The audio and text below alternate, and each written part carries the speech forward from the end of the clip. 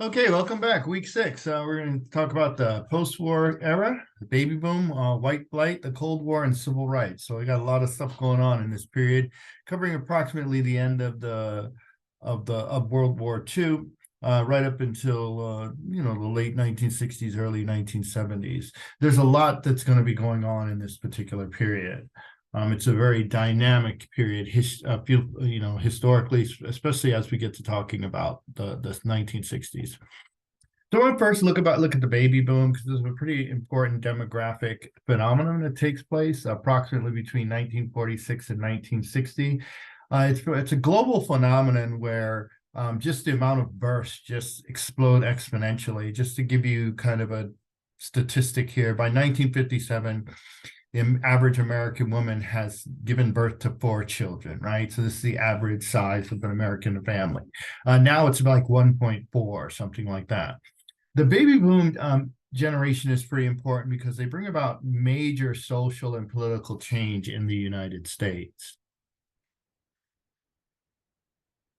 Also, what's happening, of course, with this boom of babies being born, you also have a shortage of housing, and a lot of it has to do also with folks returning from the war. They're starting these families, right?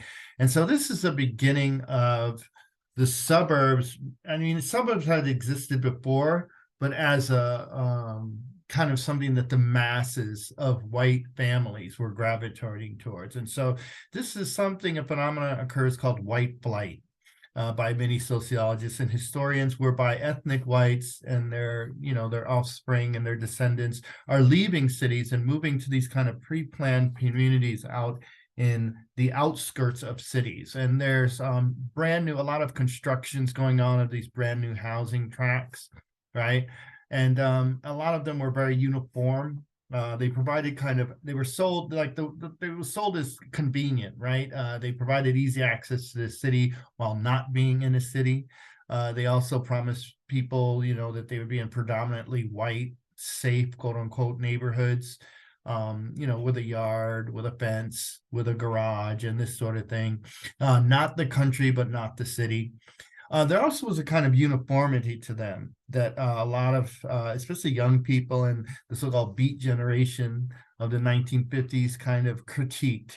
And this is a really interesting song, basically, of the period that kind of, I think, illustrates some of the angst that many of the baby boomers would feel, and the ambiguity within which they would see their own existence in these spaces, right, as stifling. And this is a song called Little Boxes. So I invite you to kind of listen to it, just to kind of appreciate kind of the zeitgeist of the moment in terms of how young people later on, and in that specific moment, it's the beat generation, like the people who are in their 20s and the 50s and 40s, who are kind of critiquing this.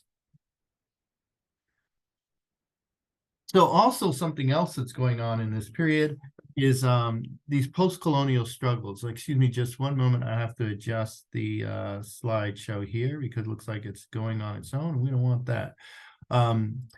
This kind of post-colonialism, right, is a thing that's going on in this particular period as well. Just a moment, please. Let me get back to the screen share. There we go.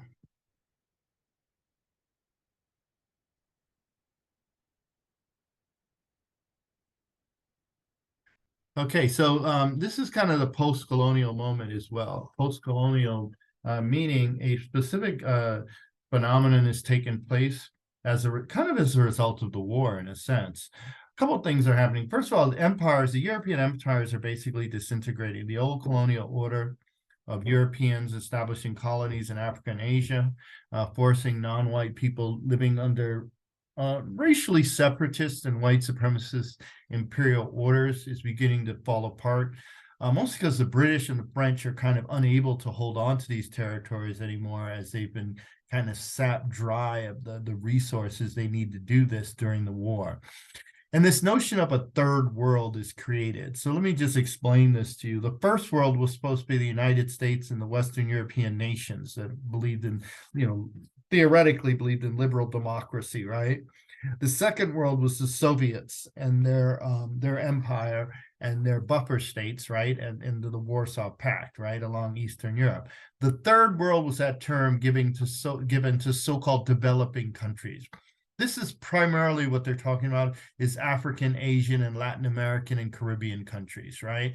And there's going to be kind of this competition of sorts between the United States and the Soviet Union to win over these third world countries, the majority of which are fighting to get rid of colonialism, to get rid of their European overlords.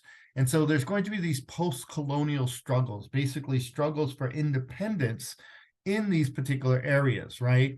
The United States and the Soviets will both see these independent nations as opportunities to establish a presence, military bases, to get access to their natural resources, to set up economic and strategic relationships. This is a pretty good picture that kind of illustrates how things change very rapidly.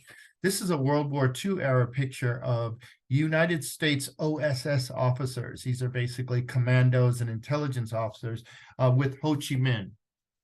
Excuse me, it's doing that thing again. I don't know why. Okay, with Ho Chi Minh, who will later on become the leader of the independence struggle against the French colonialism, but then the United States as well. And so we're going to talk about that. Let me go in here and make sure my slideshow is not malfunctioning again. That's interesting. Okay, let's hope that fixed the problem. Now, in the backdrop to this, of course, is the Cold War, where something known as the policy of containment has been articulated by the United States and by its allies. Basically, this idea that the Soviet Union, which had been an ally of the United States during the war, now represented this existential threat, and that there was a need to contain the spread of communism. And so you read about this in the Long Telegram, where George Kennan was a foreign service officer in Moscow, had spent years in Moscow and witnessed Stalin and his repressive rule, basically is asked by the Truman administration to explain the reluctance by the Soviet Union to cooperate in the erection of a lot of these world institutions like the World Bank, the IMF, etc. So he sends this long telegram where he advocates, he first of all states that the Soviets live in a state of paranoia, and that they see themselves as being incompatible with the West because of the West's capital ideas versus their, socialist and Marxist ideas.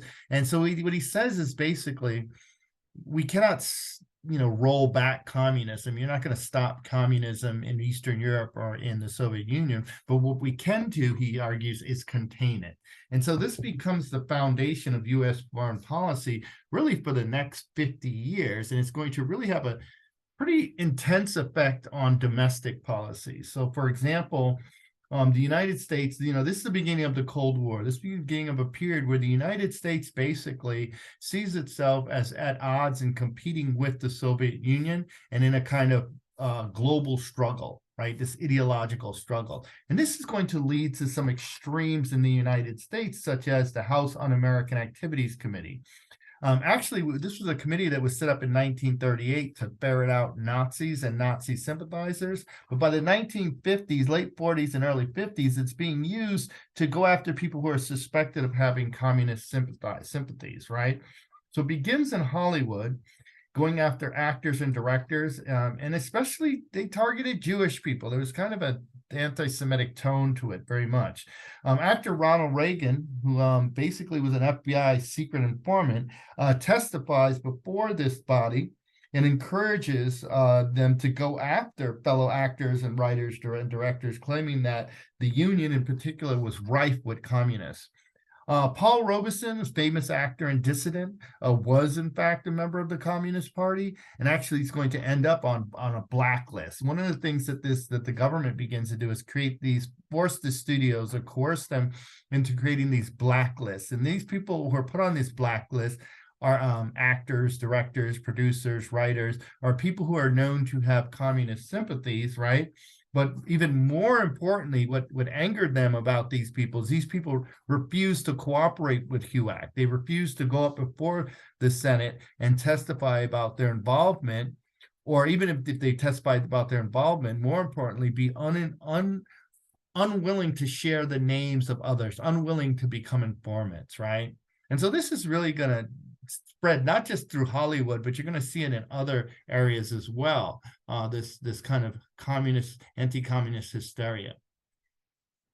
So in terms of African Americans, the Communist Party, as I said, never makes significant roads into the African American community on a large scale, but there were intellectuals and activists who did in fact sympathize, and in the case of Paul Robeson, joined this Communist Party of the United States of America. One of the things that Robeson does, basically signs on to and actually endorses him along with W.E.B. Du Bois, was a particular petition drafted by a group called the Civil Rights Congress in 1951. It's fashioned after the UN Convention on the Punishment and Prevention of the Crime of Genocide, which is established after the Holocaust. And it's basically, the name of the paper was "We Charge Genocide, the historic petition to the United Nations for relief from a crime of the United States government against the Negro people." So it's basically a petition, right, signed by many African American figures and intellectuals. Not many that you would were household names, but certainly Du Bois and Robeson were. And it also recorded hundreds of murders and assaults against African Americans. And Robeson was a peace advocate, as was Du Bois. And both of them are targeted for the FBI because of their involvement in the Communist Party and in the peace movement, and actually have their passports confiscated for 8 years, and they're unable to travel out of the country. Now, Du Bois, as I said, we talked about Du Bois earlier, established the NAACP.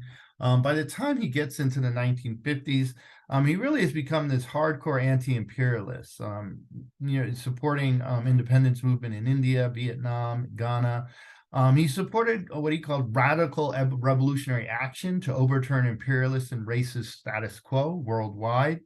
And like Garvey and later Malcolm X, he wanted to make the issue of racism in the United States an international issue. And also, he linked it to what was going on globally. Like as far as he was concerned, the fight against white supremacy was a global fight, right? And that's why he supported U.S. involvement in World War I against the Nazis, right? He was a member of a group called the Peace Information Center, which was an anti-nuclear weapons group. And he was actually indicted because of his involvement with that organization, because FBI claimed that it was controlled by the Russians, and he failed to register as a foreign agent, quote unquote. Charges were dismissed against him, but again, because he had his passport confiscated, he was unable to travel. Almost as soon as he was able to travel, though, he pretty much leaves the country. He goes to Ghana, and that's where he lives out the rest of his years until the early 1960s. Now, on the domestic front, again, significant changes are taking place. It's, kind of as a result of World War II, right? But also, it becomes much more, it's much more unfashionable to be an outright naked white supremacist after the horror of the Holocaust and the Nazis. One of the things that happens is finally in 1954, in a decision called Brown versus Board of Education, the Supreme Court unanimously decides to overturn Plessy versus Ferguson, and they do away with the idea of separate but equal facilities for different so-called races of people, right? And, a lot of African Americans, as I said, felt empowered by the promise of World War II, and they're absolutely committed, right, to getting rid of racial segregation and to fighting back against the kind of white supremacist terrorism that we've talked about. Now, this, and baby boomer whites tended to, ally with them. A lot of them did. I'd say a large, significant minority of whites sympathized with them and supported them, right? And probably a lot of that had to do with they were less likely to grow up witnessing the kind of virulent racism that their parents were, and where they were kind of indoctrinated with a lot of the moral myths of American justice, and living in those suburbs, kind of, and not really interacting with people of other African American people, yet understanding that there was something inherently wrong with, especially when they begin to look at the brutality of the South, as the South is going to resist this very, very, very strongly.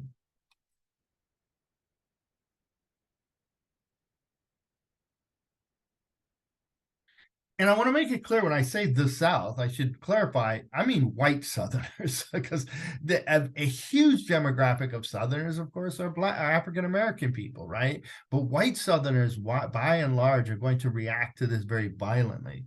Starting with not even 2 years after, in 1956, the so-called Southern Manifesto, or the Declaration of Constitutional Principles, was a document that was read out loud on the floor of Congress, signed by 82 congressional representatives and 19 senators, basically all vowing that they were going to undermine Brown versus Board of Education. And these are all former Confederate states that are saying this. And this is when you begin to see the reawakening of the Klan, for example, and this waving of this so-called Confederate flag, the adaptation of the Confederate flag, and as a symbol of white resistance to integration and to Brown versus Board of Education. So just to give you an example of how intense the opposition to implementation of Brown versus Board of Education was, I want to give you the case of Emmett Till. Emmett Till murder, his torture, it was basically a torture murder of a 14-year-old boy, really shocked the world. And the following trial exhibited to the world the depravity of the openly violent and racist Southern tradition. Emmett Till was basically murdered. He was beaten, he was tortured, and then he was shot in the head and thrown in the river.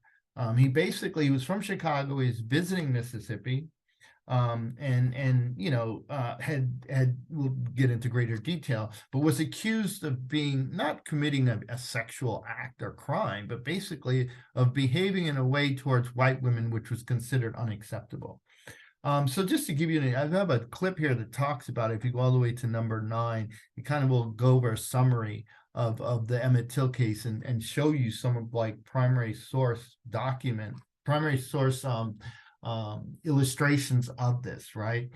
His trial is covered by the global media because his mother insisted on an open coffin, and she invited the Black press, and then mainstream press came as well. And you have to see the murder and torture murder of Till within the context of white supremacists' resistance to Black progress, embodied by the Brown versus Board of Education ruling, as well as their participation in World War II and their activism in general in this period, demanding equal rights as citizens. So basically, what happened with Emmett Till, it's when we think about it in retrospect, looking back in history, it seems like a bizarre happening. Basically, this this woman, Carolyn Bryant, and her family ran a convenience store where a lot of the young boys would hang out there in Philadelphia, Mississippi. Emmett, as I said, was visiting his grandparents for the summer from Chicago. He did not fully understand the depth and the depravity of the racist system that was in the South.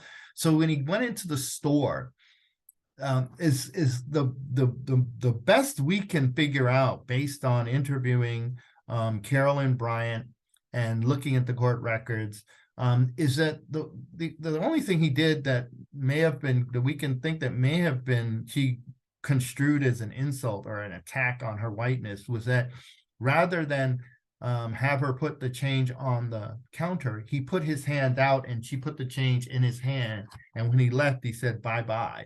Right. So after this occurs, later on that night, Roy Bryant, her husband, and her brother, J.W. Milam, basically go and kidnap the boy from his grandfather's home in the middle of the night. They take him to a barn where they beat him and torture him. Literally, his eye had been gouged out. And then they murder him, right? And they tie him to a cotton fan, throw his body in the river. Now, his mother she hears about this, and of course, she's very upset. She goes to retrieve the body. She has to fight with local authorities to get them to release the body to her for transport to Chicago. She brings the boy home, his body home to Chicago. She has this funeral and she invites the press. And she says, I want the whole world to see what these people did to my boy. So as a result of that publicity, that's why these men are really put on trial. It's because of the efforts of the mother to get this out there. And even racist white people were horrified by this sort of thing. So the subsequent trial, as I said, is a complete fiasco. And you can look at the clip I sent you there where, you know, they segregated the courtroom, including a black congressman who came to oversee, to look at the trial. He's called the N-word directly to his face. He sat in a segregated area. And there's an open appeal by the defense to basically to the kind of white supremacist sympathies of the jury. So these men are acquitted. They don't see a day in jail, and they actually sell their story to a magazine where one of them basically admits that, yes, we did murder that boy. And they say that they murdered him because he had told them that he had a white girlfriend up north. And they said, quote, you have to understand, that's what we're fighting against down here, unquote. So the level of acrimony and the level of resistance and just absolute stubborn insistence on preserving the edifice of white supremacy ran very, very deep in the white populations of the South. Karen Bryant Dunham, who actually had told the district attorney that Emmett had grabbed her around her waist, that he had uttered obscenities to her and this sort of thing. She actually recanted in 2017 and admitted that she fabricated all this. I believe she's in Kentucky now, but she's actually still alive. So this was out and out a fabrication, a torture, a murder, that again, a lot of people throughout the country, black and white, saw this, and especially young baby boomers saw this and just felt that this was just an obscenity, that this sort of thing could not be allowed to stand, you know, in a nation of people who considered themselves even borderline morally upright. So Emmett Till, actually, his murder, the atrocity of Emmett Till, just was one of those things, among other events that are going to take place in the South, that really is going to reveal to the whole nation, black and white, outside of the southern states, just how brutal and how cruel the racial apartheid system of the South was, right? And also it's going to illustrate to the entire country just how, you know, whites in the South were willing to break the law. And when we're talking about murder, terrorism, these kind of laws, to preserve the system, that they had no respect, right, for the ruling of the highest court of the land and this sort of thing. So a lot of young white people are going to kind of gravitate towards this as a result of seeing these kind of atrocities. But the modern civil rights movement really kind of starts in terms of you know, attaining a large domestic following and audience with the Montgomery bus boycott. I mean, this is an instance where by basically a young girl by the name of Claudette Colvin, right, you know, refused to give up her seat and was charged with assault and disorderly conduct in the city of Montgomery, Alabama. She refused to give up her seat to a white man, right? Now, as a result, you know, she was declared a ward of the state and placed on probation. She went to the NAACP in Montgomery, and she told them about what had happened to her, and she asked for their help. And the NAACP, because of Brown versus Board of Education, you know, was kind of itching for a test case, because after Brown versus Board of Education, Southern states didn't take down the segregation signs, despite the fact that the Supreme Court had said, you got to take them down. So basically what the NAACP decided to do was to send in Rosa Parks, who was an African-American woman who had been active in the civil rights movement and active in the NAACP for some years, as was her husband, and have her replicate Claudette's actions. Now, the question is, why not use Claudette? It's important to understand that especially the Southern church-based movement in the 1950s and the early 60s were very conscious of trying to win the support of white America. And we're talking middle-class, suburban white America. And so because Claudette was 15, because Claudette was pregnant and not married and was not of the upper middle class and and the kind of the, for lack of a better word, I'm going to say the African American elite of Montgomery, they felt that she would not be a sympathetic figure. They felt Rosa Parks would be more sympathetic. And it just goes to show you how this was a movement in the beginning in the southern states. It was very much trying to win over white audiences, trying to garner white support, and later on, actually even international support and recognition for their struggle. So as a result of the arrest of Rosa Parks, and as you can see, there's a cameraman there to photograph the arrest because they knew that the arrest was coming. The NAA follows it up with a boycott of the bus system, and they call on all African Americans to stop riding the buses in Montgomery. And they bring in a man by the name of Reverend Dr. Martin Luther King Jr., who had just moved to Montgomery and was basically assigned as a clergyman at one of the churches there. And he's chosen as he's going to be the public spokesman and the face of this particular boycott, even though he's only 26 years old and he isn't really from Montgomery, he's from Atlanta. But King was chosen because he was an outsider. And the idea was that if the boycott did not go as planned, right, then King could always pick up and move somewhere else and start over. And that would be very, but for the establishment, the elders in the church hierarchy had deep roots in the community, it would be much more difficult for them to do that. And because of this very, again, this is a kind of a practical calculation. Because of this, he becomes kind of the face of the civil rights movement for the next, 12 years in the United States. So the Montgomery bus boycott, thrusts Martin Luther King into the spotlight as the national spokesperson for the civil rights movement. And it's a success. They do succeed in not only desegregating the buses there, but they're able to bring about desegregation all throughout the South. And again, this is a very church-based movement. It's very much predicated on the idea of nonviolence, right? By engaging in civil disobedience, right? And then allowing your oppressor to exhibit for the whole world to see his brutal and extreme response to your behavior, thereby garnering you sympathy and placing you on the moral high ground. It was a very effective tactic. But from the very beginning, the FBI did not like or trust Dr. King and saw him as, especially the head of the FBI, J. Edgar Hoover, believed him to be a communist stooge. So the FBI began to use a program that had been developed to go after actually Klansmen and even communists, called the COINTELPRO, or the Counterintelligence Program. They begin to use it to go after Dr. King.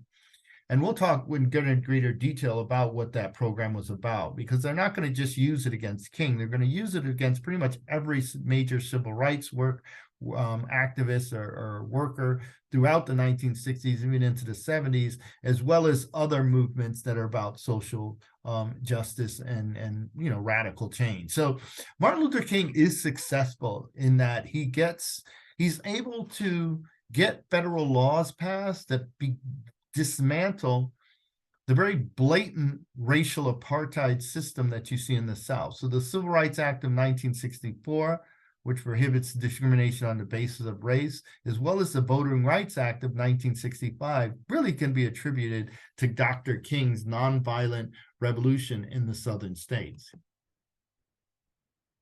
But the FBI, again, as I said, from the late 50s, are very suspicious of King. By 1961, because King had publicly called out the failings of the FBI in regards to the civil rights movement, in other words, the fact that the FBI refused to intervene to stop violence being committed against civil rights workers by terrorist groups, In fact, J. Edgar Hoover, the head of the FBI, said that they're not a law enforcement agency and that's not their job. He literally said this.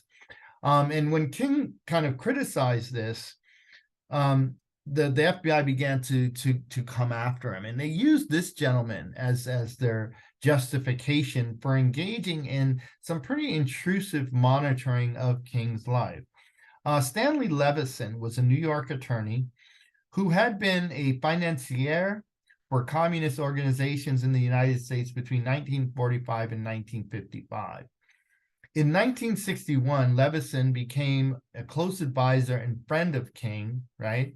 And kind of had been since like 1957. Now, by then, Levison had broken with the Communist Party, and his association with King was motivated by a sincere support for the cause of civil rights. A lot of Jewish Americans, and Stanley Levison was a man, his parents were Jewish, and he'd come from a Jewish family. A lot of Jewish Americans had a great deal of sympathy for the civil rights movement. Given their history, that's not difficult to understand, as many Jews who came to the United States were fleeing similar racial hatred and persecution from Eastern Europe and even Nazi Germany, right? So, but despite this was basically, again, just a sincere, kind of sympathy that he had and support that he had for the civil rights movement. Hoover was absolutely convinced that Levison had not broken with the Communist Party, that Levison had only pretended to do so and was surreptitiously influencing the leadership of the civil rights movement towards a communist anti-American agenda.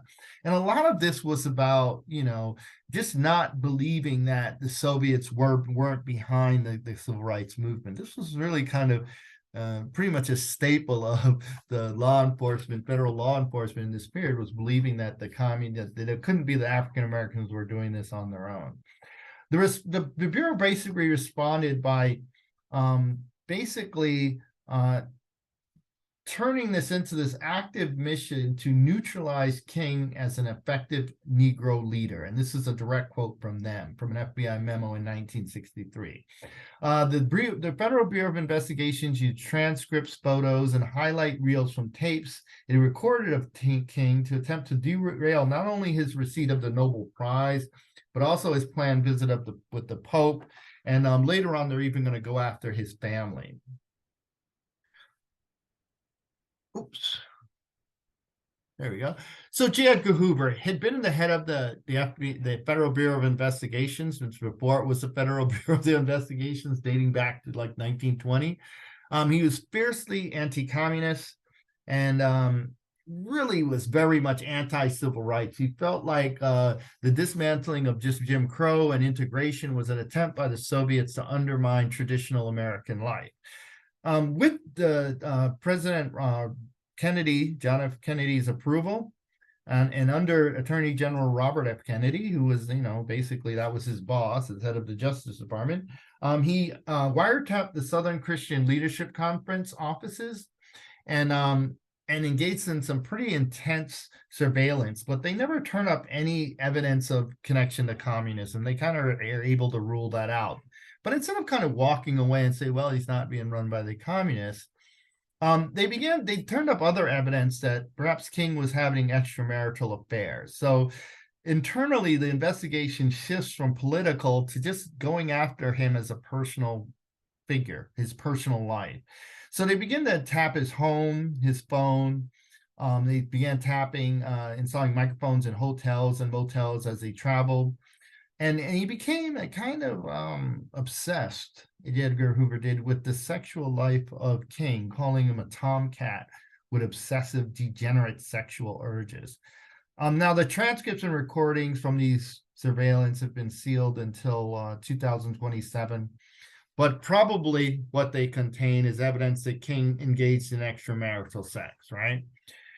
So what he does is he puts this man, William Sullivan, head of the Domestic Intelligence Division. And again, this is kind of an odd thing to do because they started out, they were concerned about his ties to communism, but now they're going after him just because of his personal life. And I think it illustrates there was more behind Hoover's dislike of King than this fear of communism.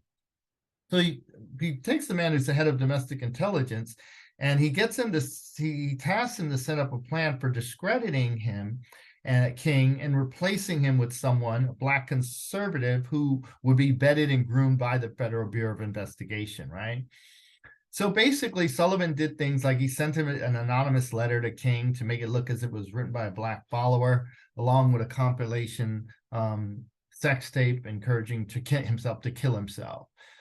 He also released highlight reels, photographs, transcripts to reporters at various outlets such as Newsweek, the New York Post, the LA Times, the Atlanta Constitution, and others, hoping that they would publish them, but nobody would. This is a very different era where people didn't publish that sort of thing.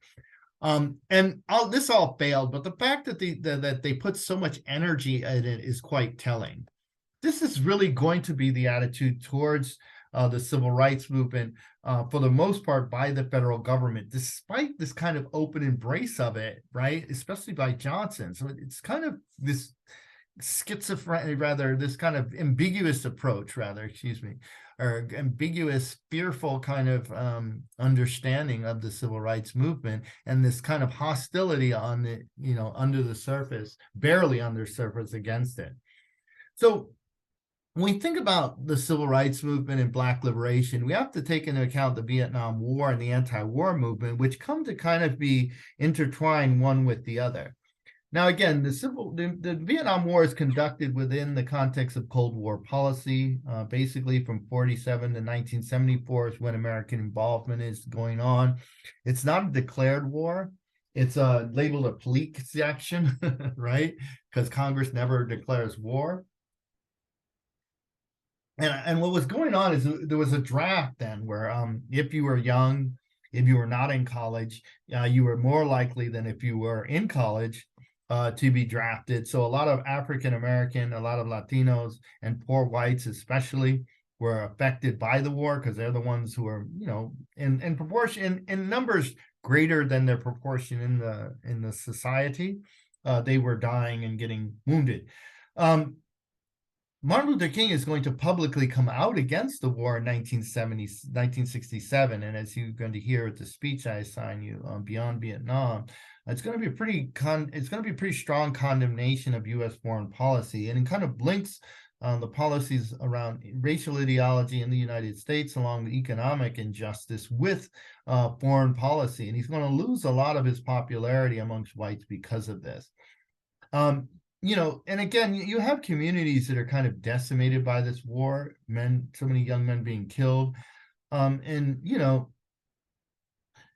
lot of these issues become very much intertwined. This is a very controversial and divisive war that's going to intersect with many domestic issues. But one of the groups that are pretty prominent in terms of being active both in the anti-war movement and the Black liberation movement is a group called Students for a Democratic Society. They were actually formulated based on something called the Port Huron Statement in 1962. By 1969, they're going to be the largest student run and operated political movement in the country, probably in the history of the United States. Now, President Johnson is going to be presiding over much of this. And in fact, unlike Kennedy, when he's going to become president in 63, and unlike Kennedy, he's going to pretty openly embrace civil rights on his face. He's also going to be very much involved in something he called the War on Poverty. And this was kind of a social crusade that he engages in, that he wants to end poverty in the United States. He's the one who's going to sign the 1964 and 65 civil rights legislation. It's going to be passed by Congress, the Civil Rights Act and the Voting Rights Act. He's also going to provide money for things like Medicaid, public school, public housing. And very importantly, I think that something that's not talked about a great deal is immigration reform. So, up until 1967 or so, the immigration laws of this country were primarily based upon, racial quotas to try to keep America as a predominantly white nation. And he's going to get that reformed. and change that. And that's when you're going to start to see a lot of immigration from Asia, Africa, the Middle East, and more immigration from Latin America. Vietnam is really gonna put a damper on a lot of his aspirations to create the so-called Great Society that he's going to sell. And also, again, as he was publicly kind of supporting the civil rights movement, in the background, he was allowing the FBI to engage in behaviors designed to undermine it.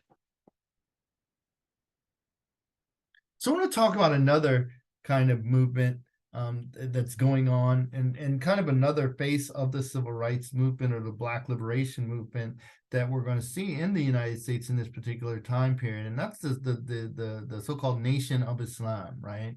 The Nation of Islam is an extremely important organization in that it was a very different face of the struggle for equality by African Americans. It was formed in the 1930s, has a very large following by the early 1960s. It was began by the name of a man by the name of Wallace Bard, who was in 1930s in Detroit. He was a peddler and who kind of has a particular sales pitch to his African American customers. He, in fact, was probably South Asian, but he begins to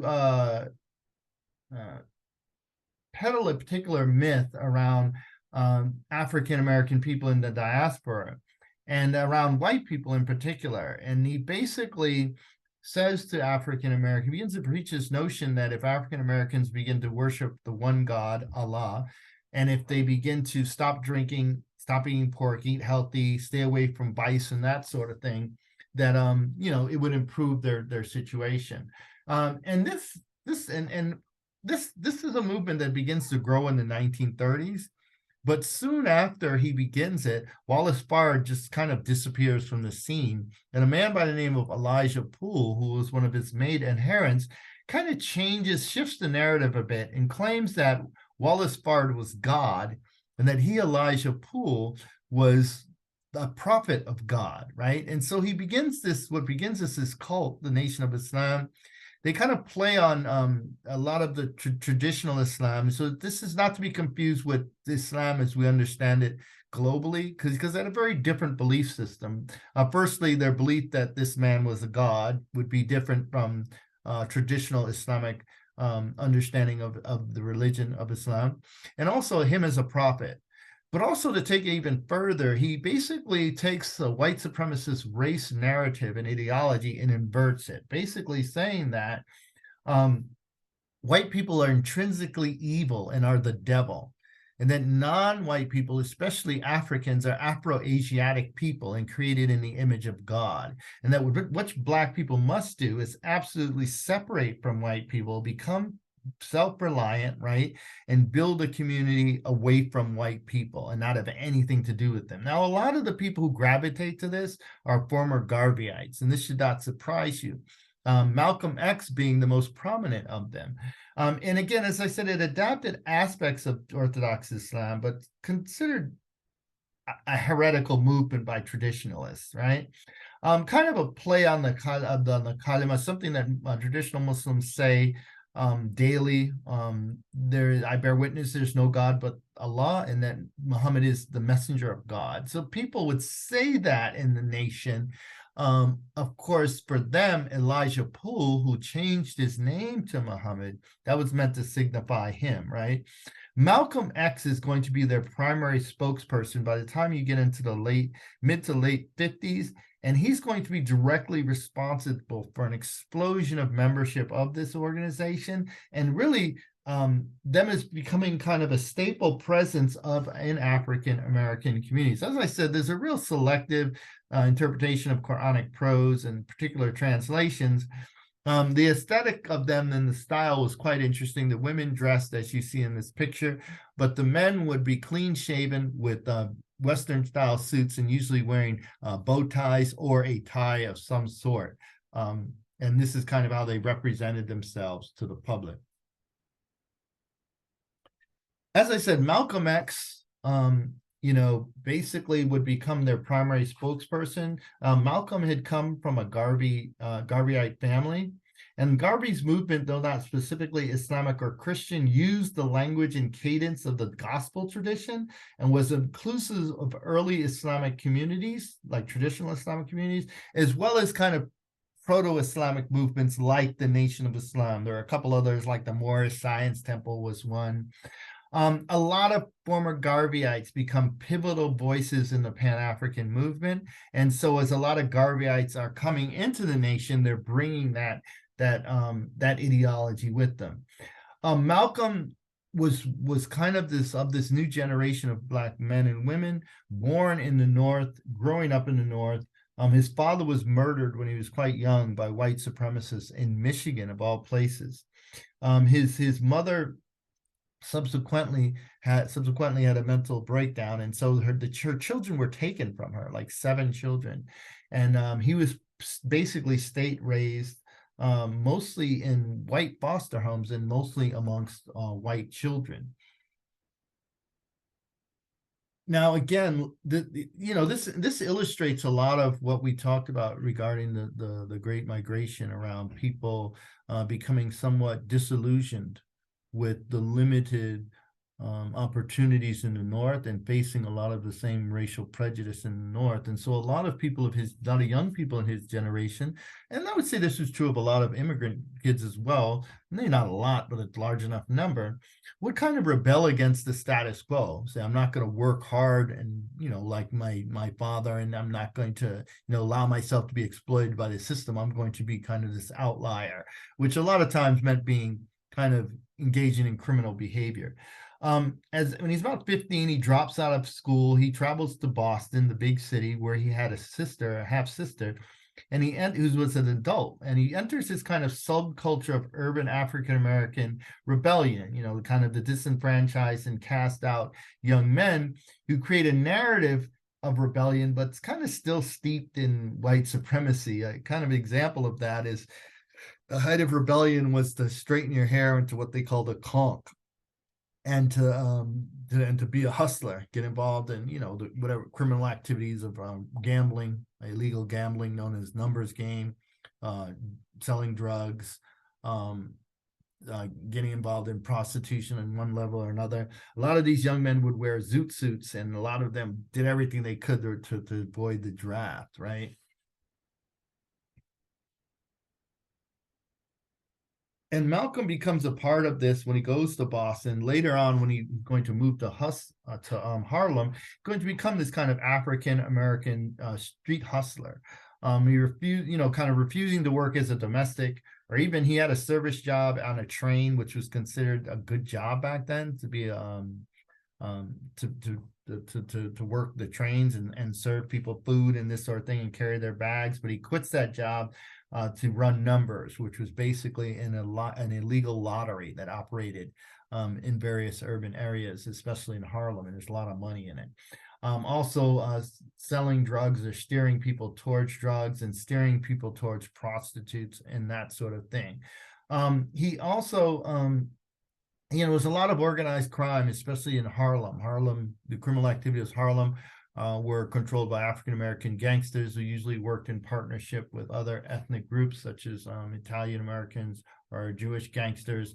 And he kind of became part of that world. And so when you think about really so why are these young men doing this? Again, we talked about the Great Migration, right? As it did provide opportunities for people. It did provide some upward mobility economically, but it also was quite disappointing to a lot of people because they faced the same kind of segregation, you faced the same kind of violence, right, etc. Malcolm, as I said, was part of a new generation of African American youth born in the North, as a result of the Great Migration. Who they didn't see Jim Crow sign, but they dealt things with redlining, banks, institutions, land deeds, municipal policies and laws segregate African Americans into certain areas where they can't buy homes ever. They never build any kind of generational wealth. They're just renting.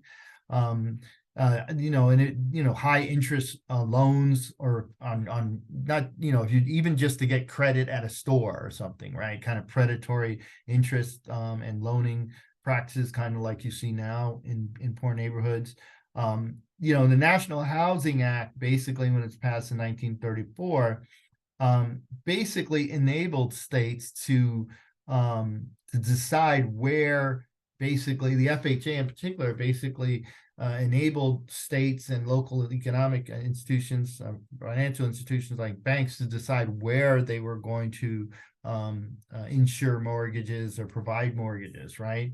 It created inequalities, in familial net worth, which again carried on into generations, right? So there's also, so there's this like endemic poverty that people face. Maybe not as bad as sharecropping, but people don't see a lot of hope, right? There's discrimination in jobs. A lot of African Americans are expected to do domestic work. Then, of course, you have the violence of the of the race massacres that we talked about. So there are a lot of reasons why young men would kind of drop out of this situation and decide that a criminal life was even if it was short and dangerous and you might get locked up, that it was a kind of freedom. And again, he makes it, if you ever have the chance to read his autobiography, or if you watch his documentary, I have a link to it, which is pretty good. He mentions how these men who thought they were kind of rebelling actually were reinforcing a lot of the most racist stereotypes that whites had of Black people, right? And especially kind of he talks about how amongst the hustler class, the highest thing you could do to have street cred would be to have a white woman. And he reflects on how bizarre that was, given that they felt like they were rebelling against a racist system. In 1946, Malcolm gets arrested for running a burglary ring. He's granted 10 years in prison. And it's in prison that he discovers the Nation of Islam. And he kind of becomes this self-taught individual who turns out he's kind of a genius. His brother had written to him telling him about the Nation of Islam. Once he gravitates towards it, he's an absolute believer. And when he gets out, he's all about spreading this religion, all about spreading this word, because he truly believes that Elijah Poole / Muhammad is a prophet of God, and that Wallace Fard was God. And this is kind of interesting. I mean, later on, he leaves the nation. Spoiler alert, sorry. But certainly this is the beginning of not just the nation, but just even traditional Islam being very much embedded in African American communities, and the idea of Islam and conversion to Islam by African Americans and other groups as well later on as a transformative experience and a redemptive force. And it becomes kind of this vision of Malcolm and a model for a lot of urban youth, especially urban youth of color later on. So Malcolm and 3 of his brothers joined the nation. He significantly increases the Detroit membership as soon as he gets out. He's so intense and committed to spreading this and getting more people to join this organization that he's made the head of the Boston chapter, basically, of the NOI. In 1953, this is a year after he got out. By 1954, he's made the head of the Philadelphia chapter of the NOI. And by 1958, he's just made the chief minister, second in command to Elijah Muhammad. And he's tasked to just travel around and promote the growth of the Nation of Islam. And that's basically what he does. His closest ties in this period, from 58 until he's expelled in 63, are to the Harlem Temple, and that's what they called their places of worship, temples. And this was the largest faction after the Chicago faction. In everything he says, all of his speeches and interviews while he's with the Nation of Islam, he always says the Honorable Elijah Muhammad teaches us, right? And he's all about separation from whites, all about economic autonomy, all about the liberation and the empowerment of African American people. And with every opportunity, he talks about the white man as the devil. So, this is, as I said, this is a very different face of the fight for equality that made a lot of white people very, very nervous, especially white liberals who felt like they supported the movement. So in 1959, on July 13th, CBS television begins airing a 5-part documentary by a journalist named Mike Wallace entitled "The Hate That Hate Produced."